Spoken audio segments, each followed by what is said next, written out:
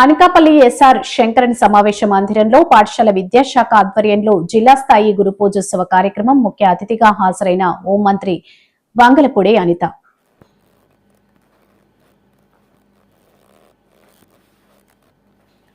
పాల్గొన్న అనకాపల్లి జిల్లా collector Vijayakrishnan, Anakapalli MLA Konathala Ramakrishna, రాష్ట్ర urban finance and infrastructure development corporation chairman Peela Govinda Satyanarayana, రాష్ట్ర housing corporation chairman and Anakapalli జిల్లా తెలుగుదేశం పార్టీ అధ్యక్షులు బత్తుల తాతయ్యబాబు, రాష్ట్ర గవర్ కార్పొరేషన్ చైర్మన్ మల్లా సురేంద్ర, హోంమంత్రి వంగల్పూడి అనిత గురువులకు ఉపాధ్యాయ దినోత్సవ శుభాకాంక్షలు.